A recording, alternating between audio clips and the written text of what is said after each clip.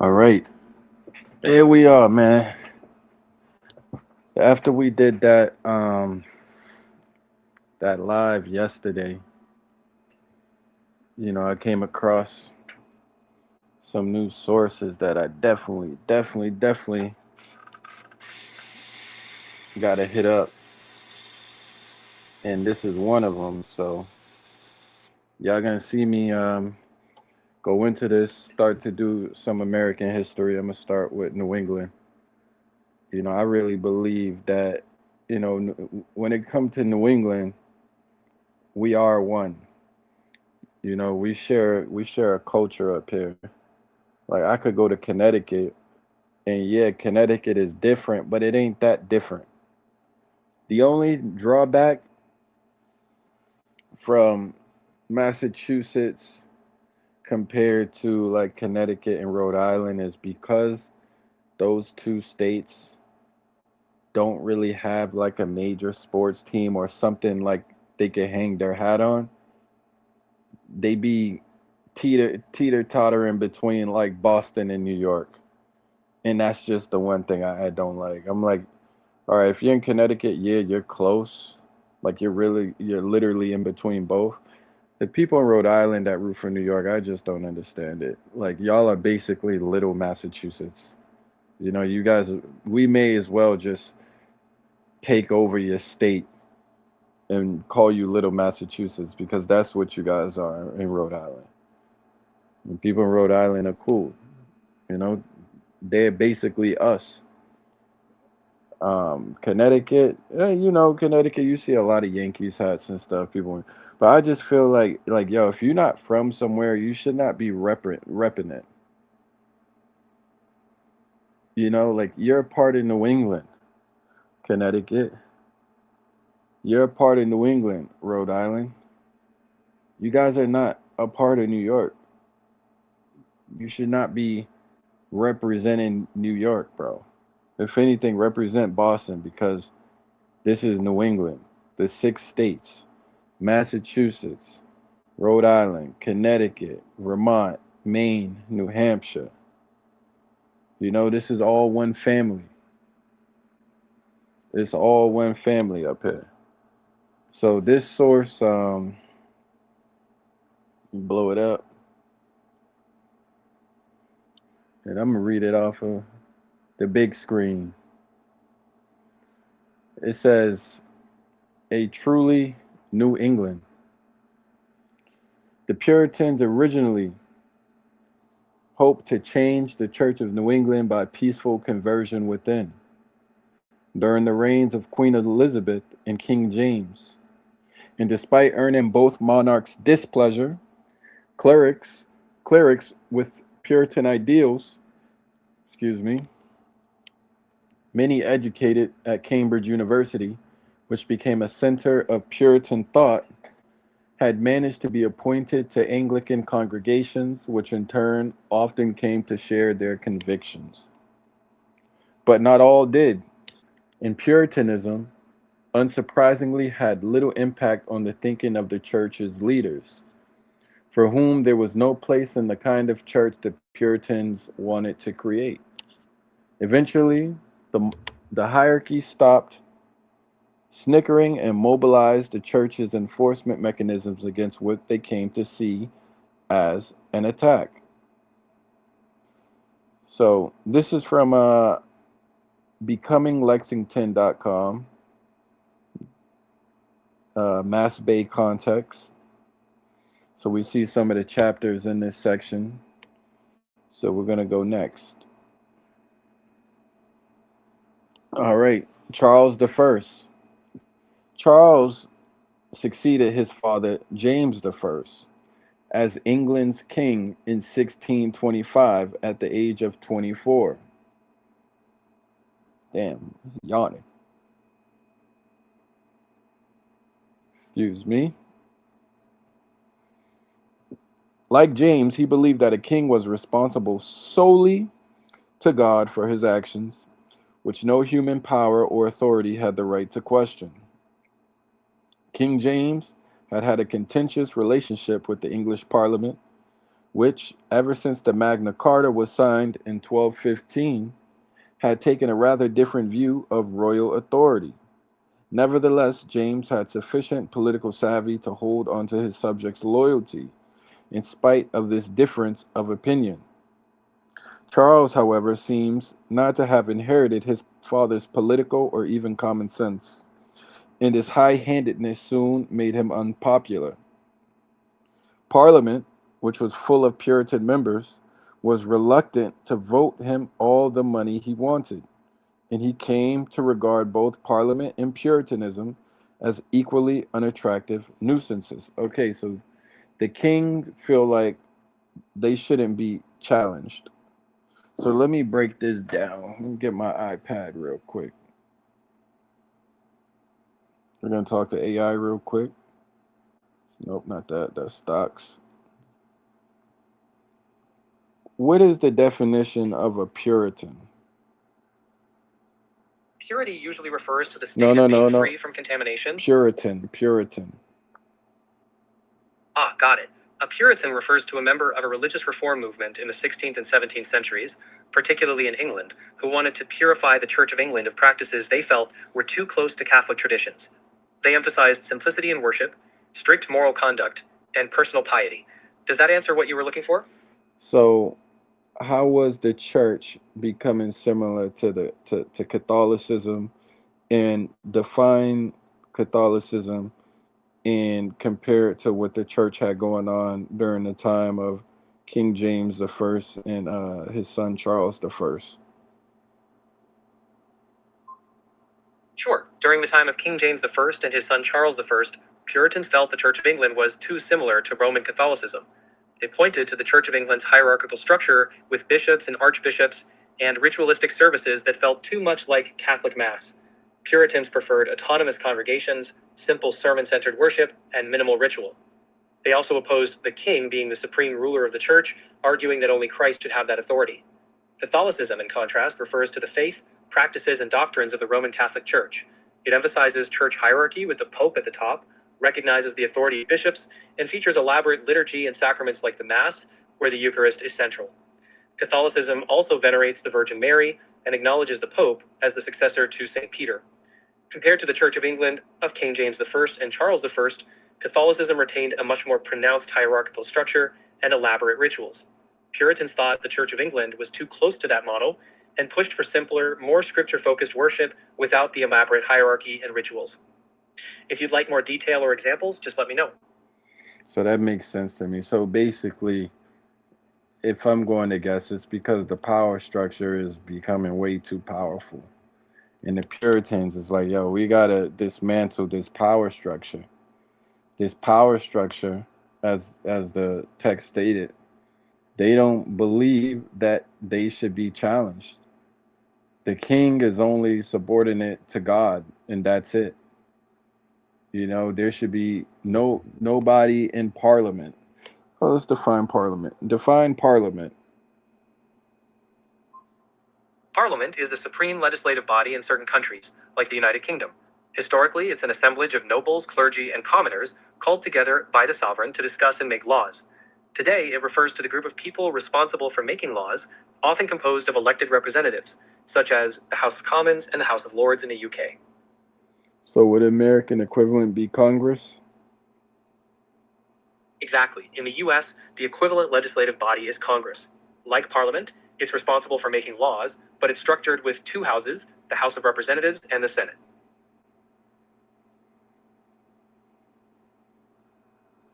All right. So you see, I'm trying to always like making comparisons and connections to better understand. Damn, this chair, man. Hold on. All right, we back. Gonna get back to this reading in just a moment. We're gonna keep the AI on standby. Just a moment. Okay. Um, okay. James had shown greater restraint. Yeah, excuse me. James had shown greater restraint in dealing with both Parliament and Puritans than his son. But Charles was openly contemptuous of a representative assembly that claimed the right to share the sovereign's power instead of confining its activity to expressing opinions and petitioning the crown. Although James's persecution hadn't been severe enough to keep the Puritans from hoping and trying to convert the Church of England their way, under Charles they lost this hope and began to fear. The young king, married to a French Catholic princess, strongly favored every tendency in Anglicanism that was still close to Catholicism. He promoted churchmen in the Anglican hierarchy who felt the same way.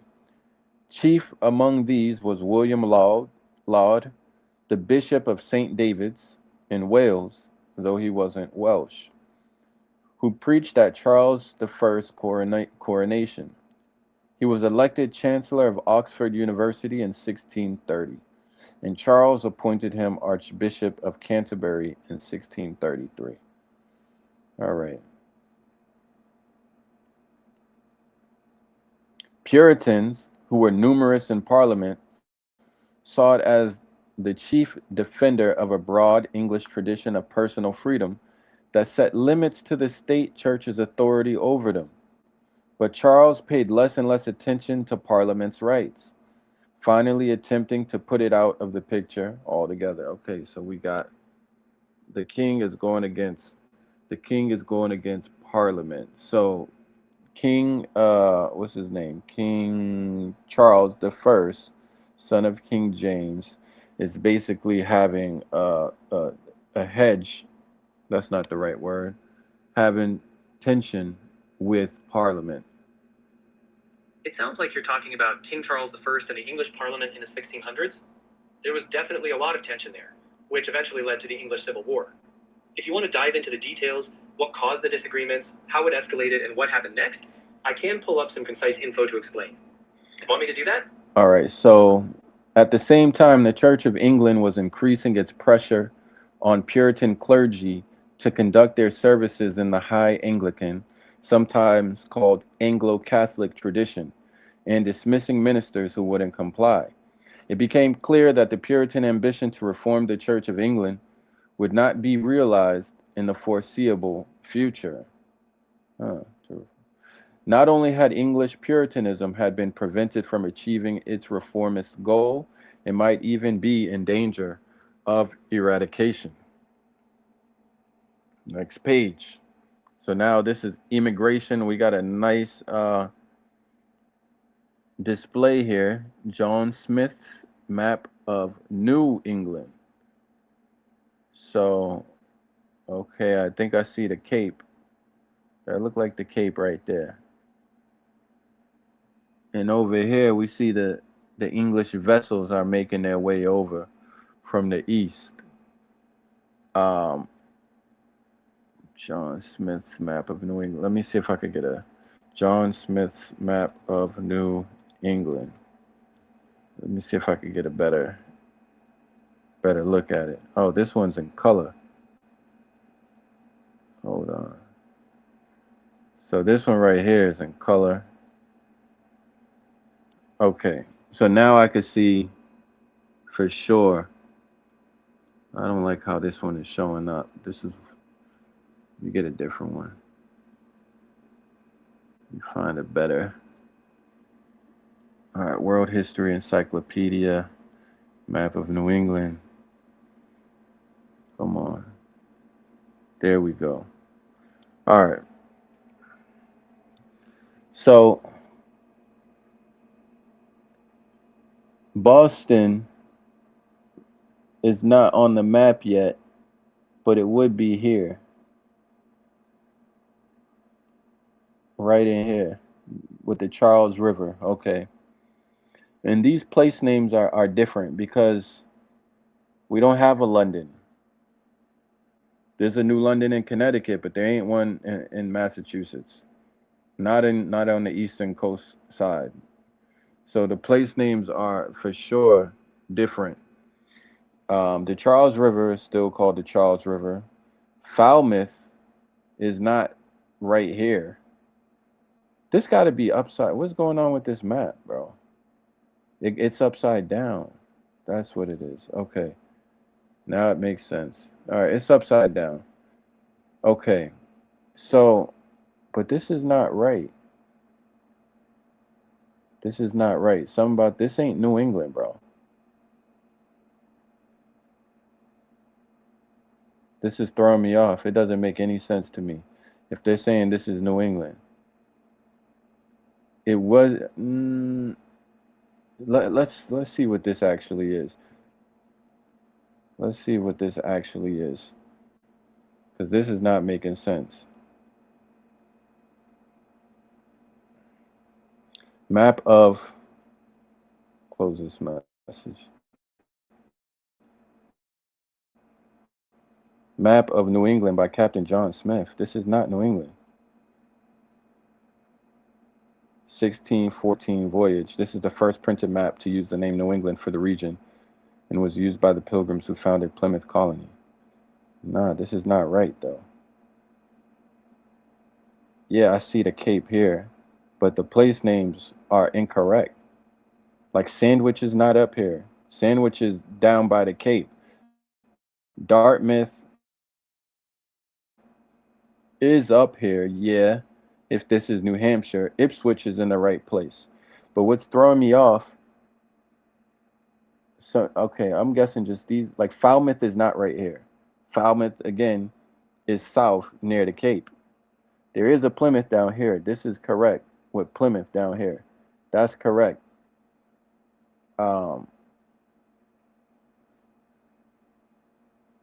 so a lot has changed since the 1600s because some of those places are not even recognizable where they have them on the map that I'm looking at. Just me knowing Massachusetts. So that's interesting. A lot has changed. All right. As their situation worsened during the late 1620s, some leading members of the beleaguered Puritan community began to think about establishing a colony of their own in the New World. This idea didn't come out of nowhere. They already had a couple of examples to follow. The first example in 1620, some English separatists who hadn't taken root in Holland returned to England and got permission from the London Company of Virginia to set up a colony in its territory. Through mishap, they wound up north of their intended destination in a region claimed by the Virginia Company that Captain John Smith, who explored the coast there, had named New England. Smith published a book in 1616 extolling the opportunities available in New England. It included the map at the right, which you can enlarge by clicking on it. And we just looked at that one. The various wanderings these separatists undertook in search of religious freedom have given them, in later history books, the name Pilgrims. Their little colony of Plymouth, a name they found on Smith's map, barely survived, but by the mid 1620s, it was beginning to look permanent. The second example of escape by immigration involved non separatist Puritans. John White, a minister in the English city of Dorchester, shouts out to Dorchester in Massachusetts, had organized a company in 1624 to found a Puritan settlement on Cape Ann, at the site of present day Gloucester. That settlement didn't thrive and was later abandoned, but some of its inhabitants stayed in New England, moving a little way south of Cape Ann to a village they called Naumkeag, after the local Indian tribe. Following these examples, a group of Puritan leaders organized themselves early in 1628 as the New England Company for a colony in Massachusetts Bay, and purchased from John White a grant of the territory between the Charles and Merrimack rivers, including a 3-mile buffer to the north of the Merrimack and to the south of the Charles, that extended from the Atlantic and Western Sea and ocean on the east part to the South Sea on the west part. In other words, it extended, on paper at least, from the Atlantic to the Pacific. No sooner was this grant purchased than Puritans began organizing to immigrate. And before the year 1628 was out, 100 new settlers had joined the group at Namkeeg. 300 more came in 1629, and the settlement renamed itself Salem, peace in biblical Hebrew. You know, I never even thought of that. That Salem is basically shalom or salam. Wow. Salem, New Hampshire. Salem, Massachusetts, sorry. And it just goes to show how just the influence of the Bible, man, and how the influence of the Bible has proliferated and become dominant. Even still today, people will say that, all those religions are dead, which OTK said yesterday, but the influence is still there in ways that are now subconscious, that people don't even notice. Um, it is July 3rd. I knew people was going to be busy today, but I still wanted to get into American history. If you catch this on the replay, man, y'all already know I'm coming with good information every single time, and stick strictly to the information, and never get off course. Here we go. So, Salem, which is peace in biblical Hebrew.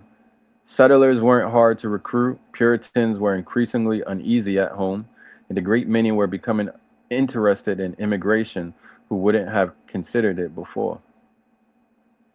But other grantees, not Puritans, claimed that some of the Massachusetts territory specified in John White's grant belonged to them. The leaders of the immigration project decided that it would be safest to incorporate as a trading company and seek a royal charter to the land in their own right. Unlike the separatists, the Puritans had wealthy and even titled families in their community, and some of these still had influence in court. King Charles granted their petition in March 1629, probably unaware that he was chartering a colony intended primarily to be a new homeland for Puritanism, and only secondarily to increase the wealth and global reach of his kingdom. The charter gave the Massachusetts Bay Company the same territory described in White's grant, including its western boundary at the Pacific Ocean. Like the London and the East India Company's charters, it set up a commercial-style corporation with a governor, the CEO, a small body of governor's assistants, the board of directors, and a quarterly general court, a company meeting in which all freemen, the stockholders, would have a vote. The king and his counselors took it for granted that the company would maintain headquarters and hold meetings in London, but for whatever reason, the charter of the Massachusetts Bay Company did not specify the location, even though previously royal charters, like that of the Virginia Company, had done so. So now we could take a look. The first page of the Massachusetts Bay Company charter.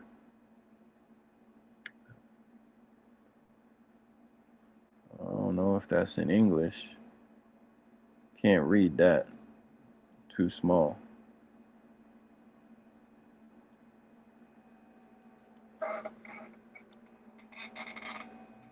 Six days after approving the charter, King Charles dissolved Parliament, declaring that no king was obliged to account for his actions to anyone but God, and began ruling England without the assistance of a legislature. A few months later, in August 1629, 12 leaders of the immigration project met in the university town of Cambridge, the intellectual home of English Puritanism. The picture shows a chapel of Emmanuel College, which had educated many influential Puritan ministers, laymen, but the exact meeting place and whether or not it was in a university building has not been recorded.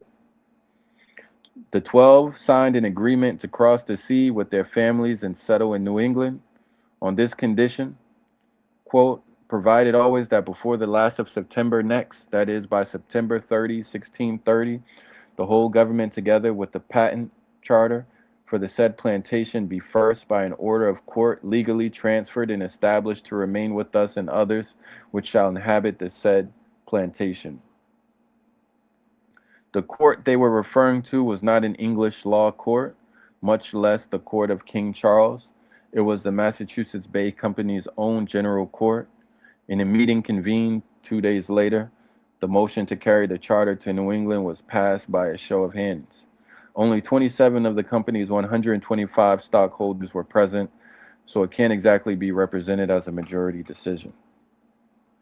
All right. Still rolling. Blow this up.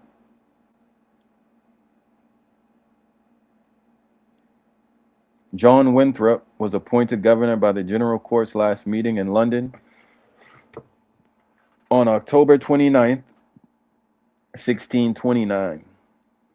And the charter sailed with him the next spring in the Arbella flagship of a small fleet bringing Puritan settlers to Massachusetts under the charter's authority. Some had already arrived, others were being organized and would soon be on the way. The first American meeting of the General Court took place under a tree in the brand new settlement of Charlestown. Charlestown is basically Boston, but it's like right next to Boston, probably only separated by that damn river. But Charlestown is Boston, basically. It was held on August 23rd, 1630, beating the deadline by more than a month. Whatever King Charles may have thought, it's clear that the immigrants intended to form not a trading company, but a government. The historian Samuel Eliot Morison summed up their action. Quote, "The transfer of the charter was completed. The trading company of the Massachusetts Bay was dead. The Commonwealth of Massachusetts was born." Whether or not King Charles knew that the Massachusetts Bay Company he chartered was no mere commercial enterprise, he was dismayed by the religious and political nature of the result.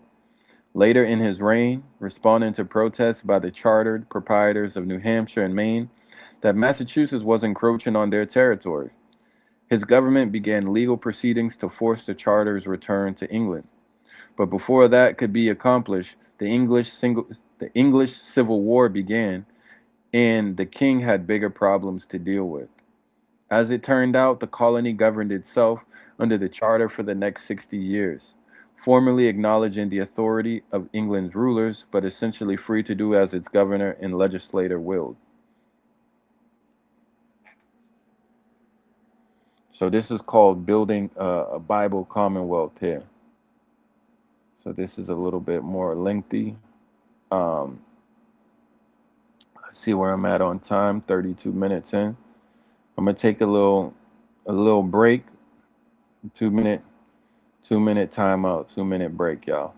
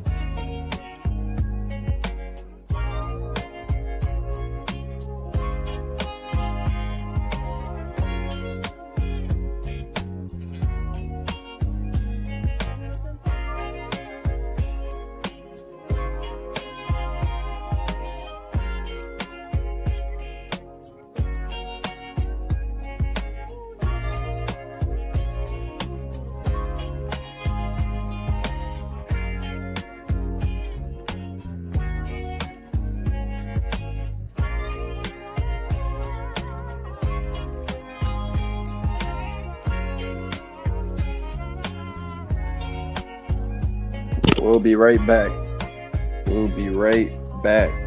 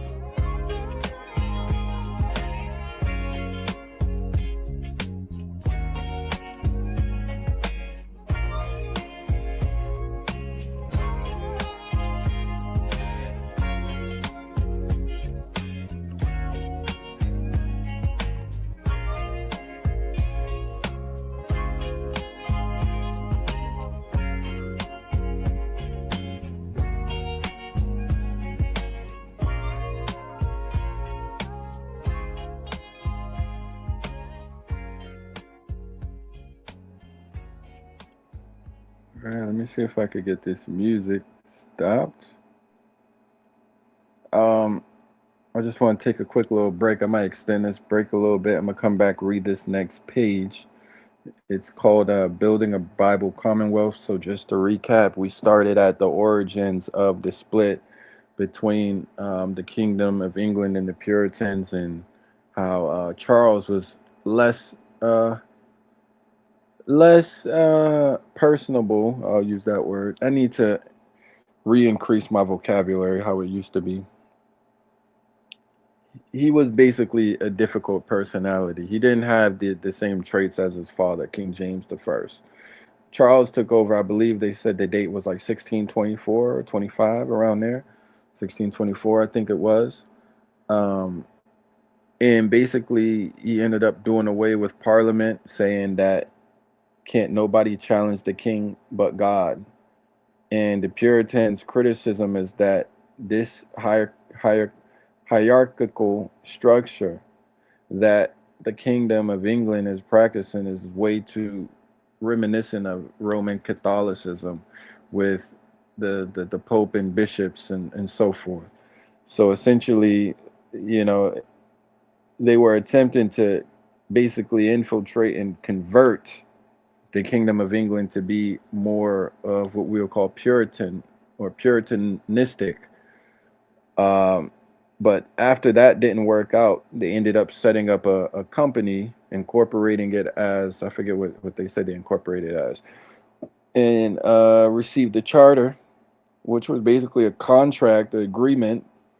They still gave credence and authority to the king, but they were essentially governing themselves in Massachusetts, what they set up as the Massachusetts Bay Colony. And I know it also mentioned Salem, Massachusetts, which comes from the biblical Hebrew meaning peace. Very interesting. Very, very interesting. Um, I think a lot of people need to begin recognizing that the Abrahamic faiths are just that.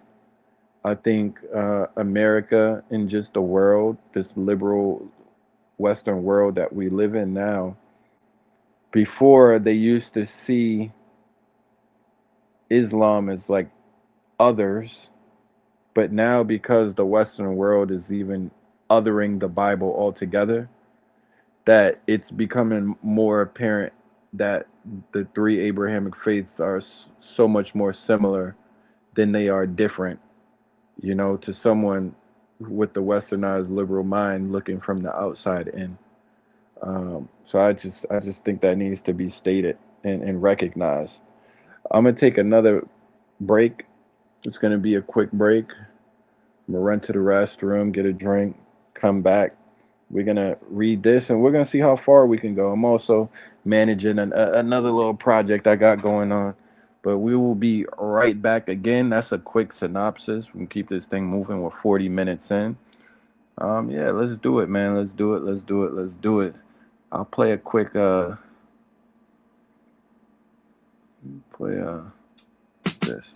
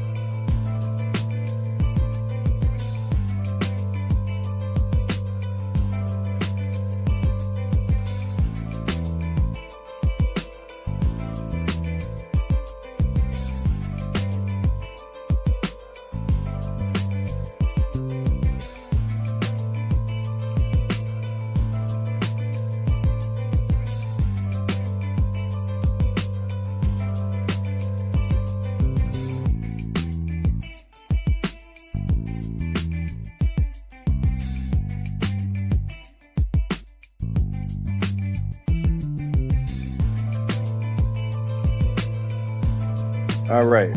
We back. We back. All right. Here we go. Building a Bible Commonwealth. I love history, man. Building a Bible Commonwealth. The Arbella made landfall in the Gulf of Maine on June 8th, 1630, and 4 days later sorry, anchored off Marblehead. Although this mural painter chose to place the event in Salem. So take a look at the painting. All right, John Winthrop and John Endicott meeting at Salem. So they're coming with the Bible. They're naming the places, sometimes based off of what's present in the land. So some places they retain the name of the Indian tribe. Sometimes it obtained the name of what the settlers found resourceful or valuable of the land. So, for example, we got Cape Cod, Marblehead. What's another one? Buzzards Bay, um, Martha's Vineyard.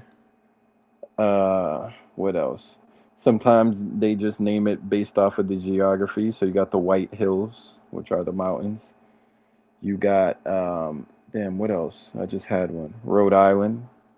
They thought it was an island, but there's a bunch of little islands down there.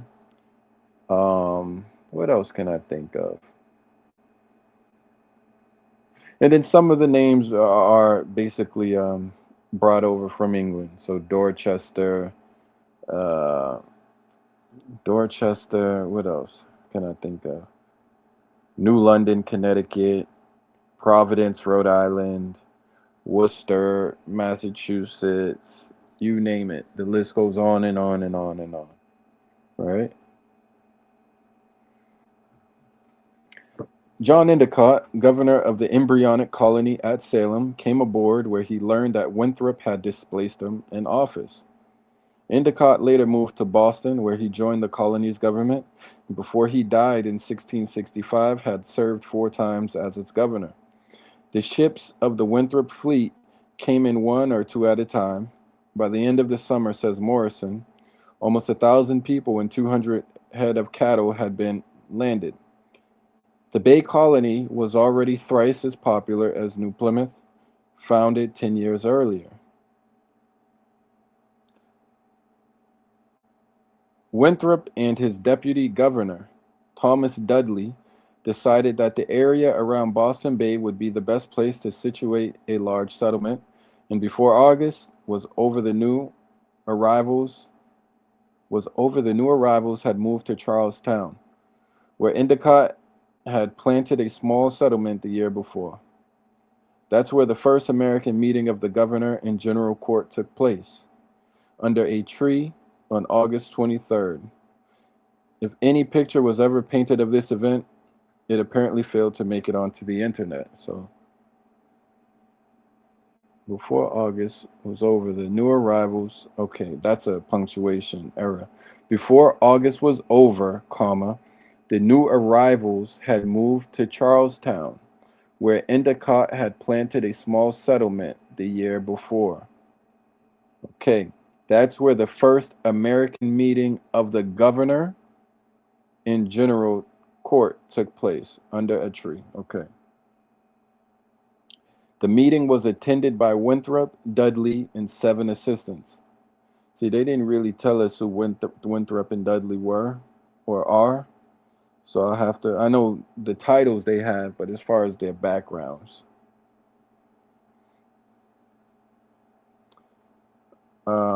That body passed a law decreeing that the assistants alone would thenceforth elect both governor and deputy governor, and always from among their own number. This law clearly violated the charter, which granted every freeman a vote on who got to be governor, deputy governor, or for that matter, assistant, and said that all freemen could be candidates for any of these positions.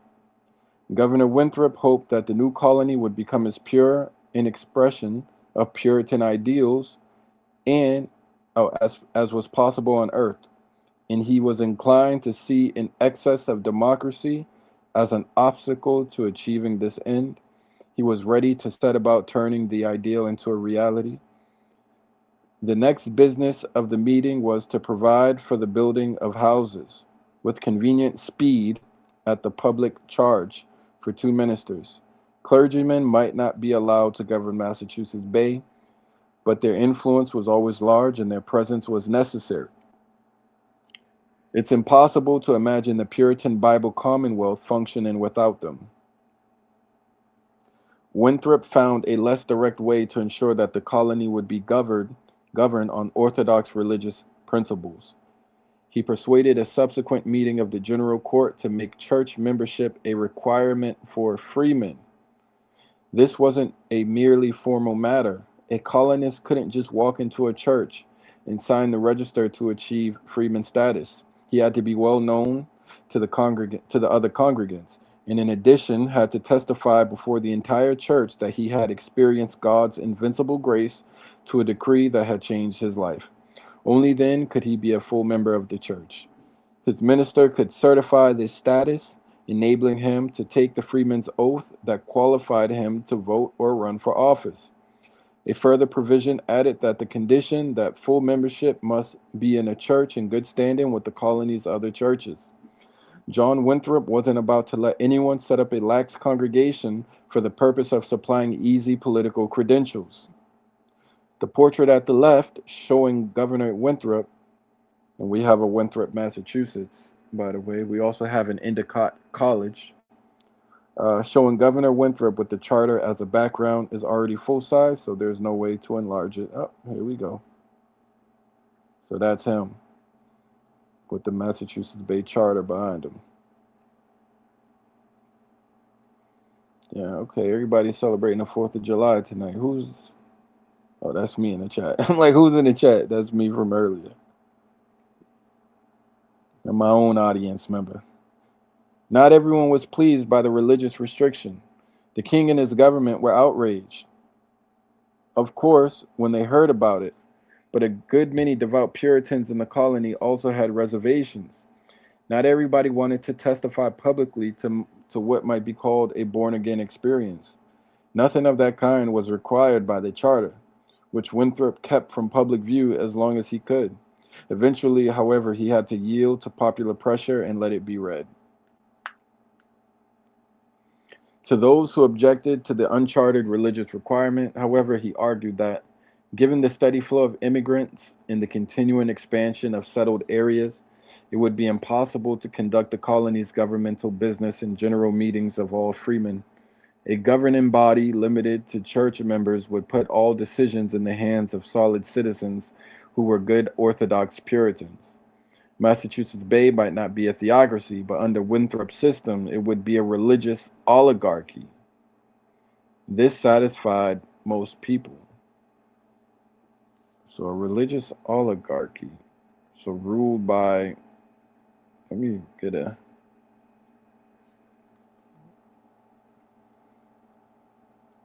definition of this real quick. Religious oligarchy is a government system where power is concentrated in the hands of a small elite group of religious leaders, unlike broader theocracies which are governed by a single supreme leader or deities, like the Ayatollah, basically. Okay.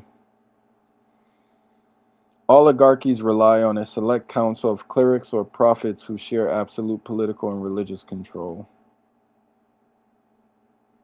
Okay, clear enough. One change that history textbooks don't always mention took place as soon as the colony was established in the New World. Although they continue to describe themselves as Puritans, the settlers of Massachusetts Bay became, by historical standards, not Puritans, but separatists.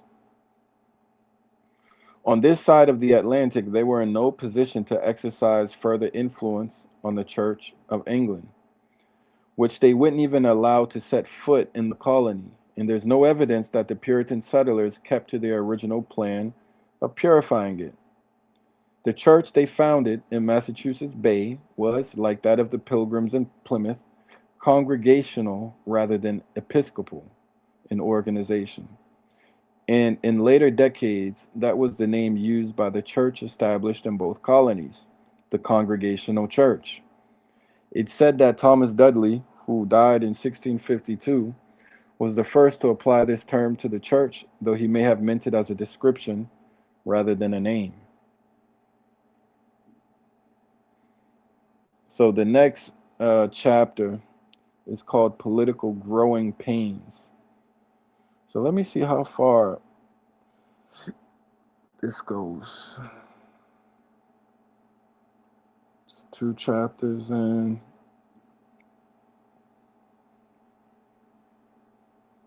So now this is taking us to the 17th. So there's 3 more chapters basically. So I'm gonna stop at this current chapter and I'm gonna go and finish the video from about the pirates. That's gonna be where we go next. So I'm gonna leave off here, which is called Political Growing Pains, with this image of a Boston townhouse. We're gonna stop here and we're gonna transition into that video.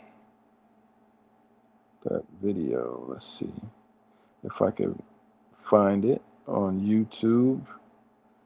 Oh, what was it called? It was called The Golden Age of Piracy. That's what it was called. The Golden Age of Piracy.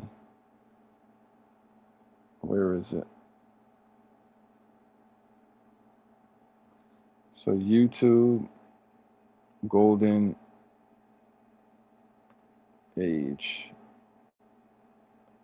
From privateer to pirate, that's what it was. So I got it right here. We were at minute 38. So we got 15 more minutes. 15 more minutes of this video. And then close out the stream. So let me share this. We'll put it in theater mode. So talking about the Buccaneers. Let me see if the audio is shared. The audio is shared. Okay. Let me take this banner down. And we'll go full screen. Let me on the side right here. All right, here we go. This is Privateers to Pirate. I'm going to skip back just a little bit.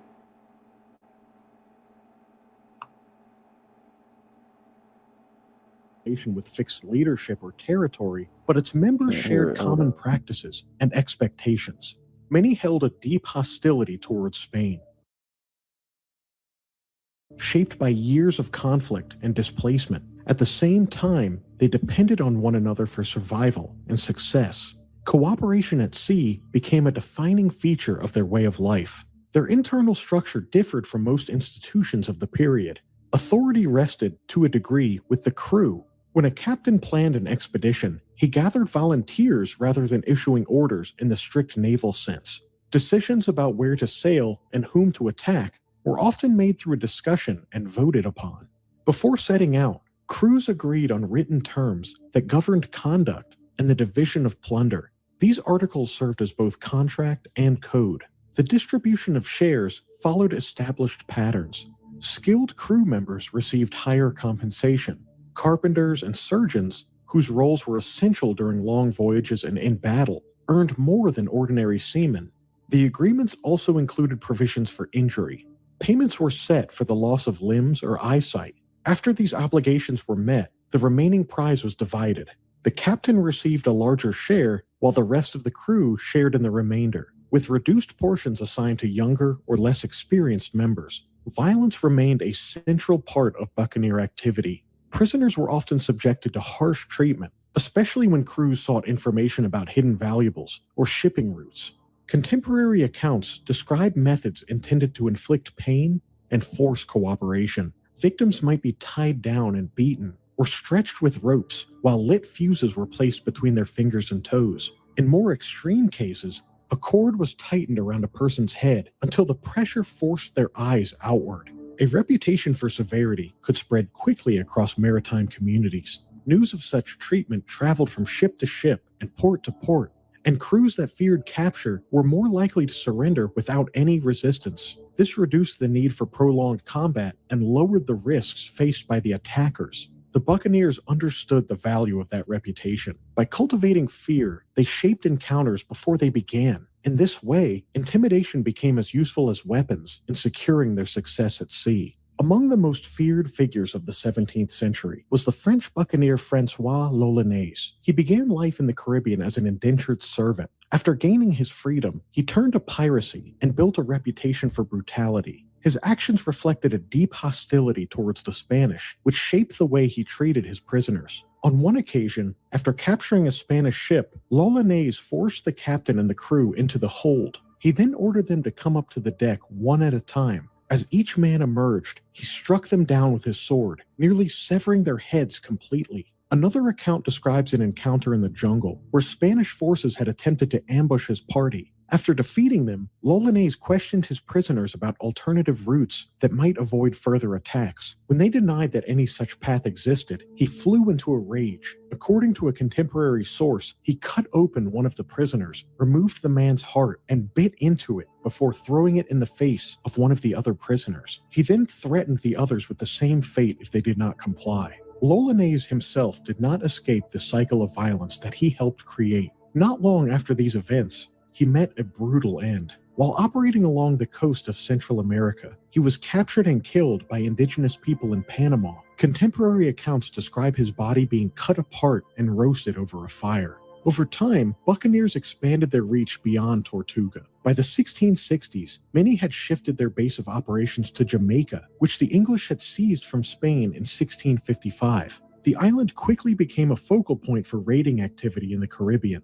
At its southeastern edge lay Port Royal, a growing settlement built along a narrow sand spit that extended into the harbor. Its location made it an ideal base for ships, and it soon developed into one of the busiest ports in the region. Buccaneers found both opportunity and acceptance here. Their skills at sea aligned with the needs of the colony. Jamaica remained vulnerable in its early years. Although England had taken the island with a strong naval force, that protection did not last. Many ships departed soon after the conquest, and disease reduced the number of soldiers and settlers. What remained was a colony exposed to attack, surrounded by Spanish territory, and within reach of Spanish fleets. To address this weakness, colonial governors turned to the buccaneers. These men already had experience fighting the Spanish and operated as a ready-made force. In return for their service, they received official backing. Beginning in the 1660s and continuing into the 1670s, governors issued letters of marque that converted buccaneers into privateers. With this authorization, they could attack Spanish shipping and settlements under the cover of legality.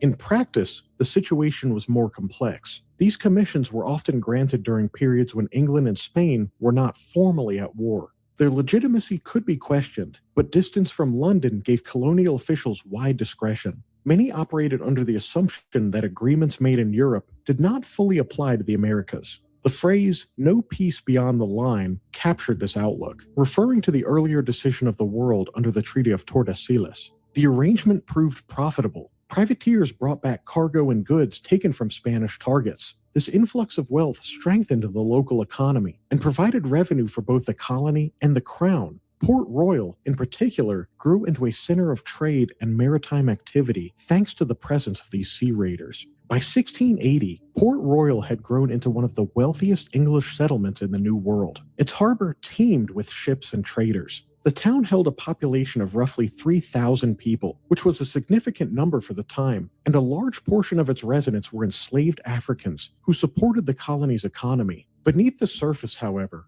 Port Royal had a very different character.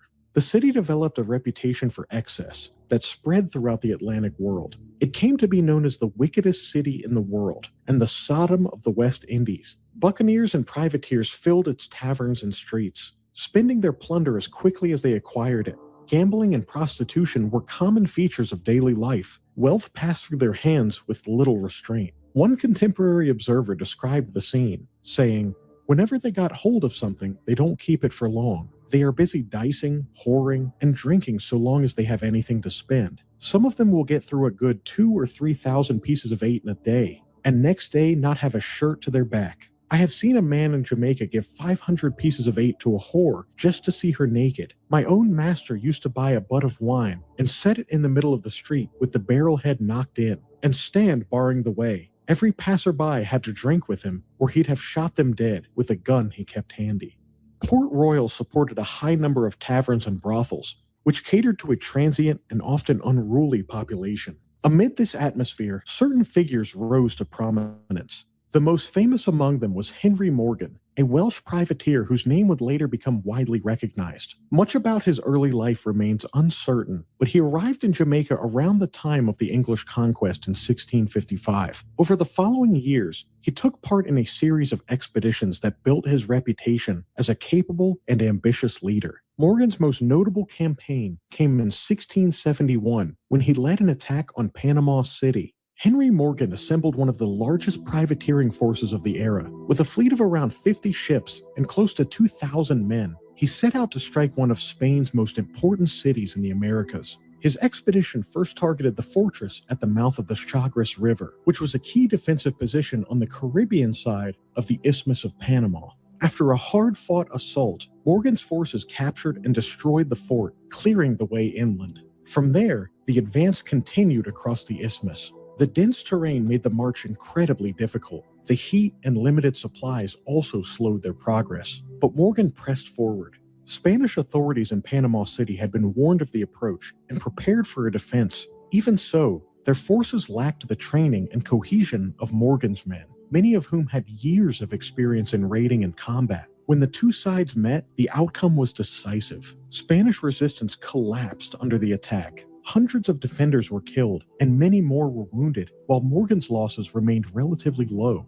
The victory, though, did not bring the reward that Morgan had expected. Before the city fell, its governor, Don Juan Perez de Guzman, had taken steps to protect its wealth. A large portion of the treasure had already been moved onto ships anchored offshore. At the same time, explosives were placed throughout the city, with orders to ignite them if the defenses failed. When Morgan's forces entered Panama, the city exploded into flames. Much of the city was consumed, and with it, a significant share of the wealth Morgan had hoped to seize. The ships carrying treasure also managed to escape.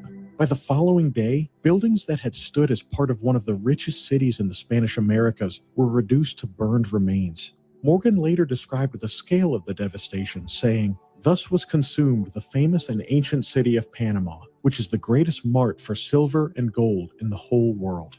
Despite the loss, the search for plunder continued. For more than 3 weeks, Morgan's men combed through the ruins and surrounding area. They sought out hidden valuables and extracted information from prisoners through force. Spanish vessels that had not escaped were taken and stripped of their cargo. The total value of what was recovered remains uncertain.